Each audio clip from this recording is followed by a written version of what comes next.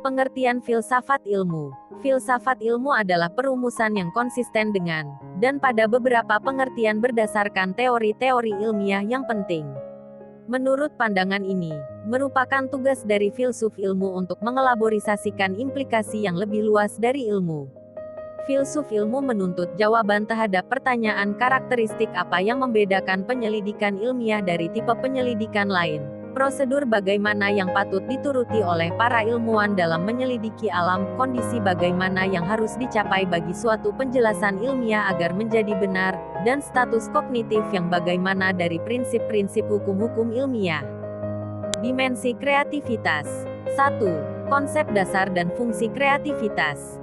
Kreativitas adalah suatu kondisi, sikap, atau keadaan yang khusus sifatnya dan hampir tidak mungkin dirumuskan secara tuntas, yang mana pengertian itu tidak pernah dipahami sepenuhnya, karena setiap anak memiliki kadar kreativitas tertentu, tetapi kadar tersebut berkurang atau menghilang pada waktu ia menjadi dewasa.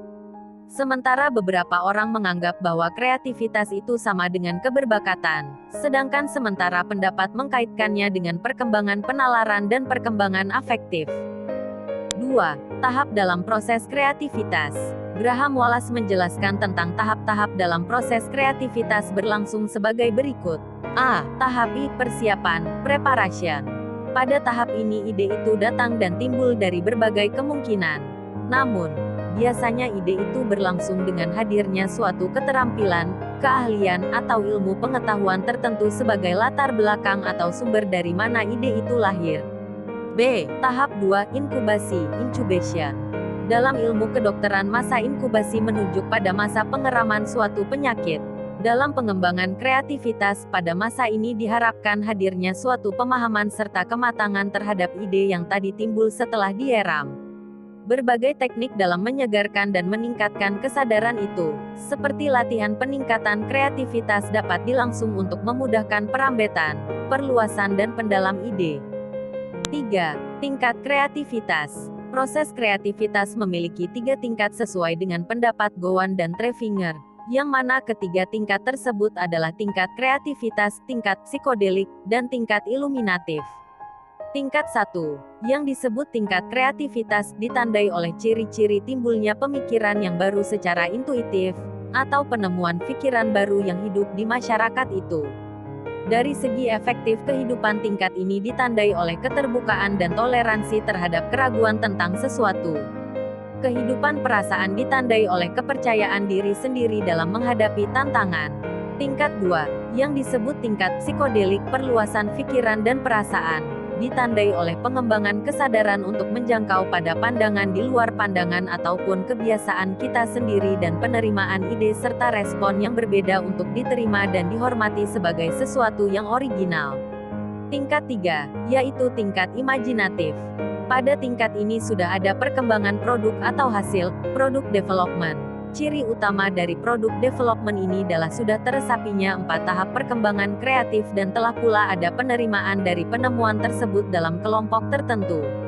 Pada tingkat ini sudah dapat dihasilkan produk yaitu suatu bentuk baru dari suatu pola, model, struktur, ataupun konsep yang sebelumnya belum atau tidak dikenal oleh kelompok manusia tertentu. Manusia dan sesamanya. 1. Kesosialan sebagai eksistensial. Manusia adalah makhluk sosial. Dengan kesosialan sebagai eksistensial dimaksudkan bahwa tak ada aku tanpa relasi dengan sesama. Diri sesama hadir dari awal dan dalam segala kegiatan yang khas manusiawi. Aku menjadi aku karena kamu dan aku dipanggil untuk menjadi kamu dan aku. 2. Aku di dunia melalui sesama. Relasi dengan benda, relasi dengan sesama berlainan.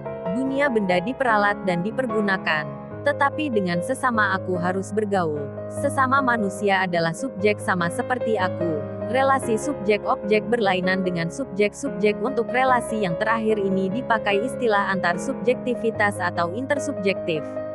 Untuk relasi intersubjektif berlaku pertemuan, dialog, pergaulan, partisipasi, imerse, cinta, harapan, kepercayaan. Cara dunia berbeda-beda memberikan atas pertanyaanku berlainan dengan cara manusia. Filsafat manusia. Tiada makhluk yang lebih paradoksal selain manusia. Semakin dipahami, semakin misterius.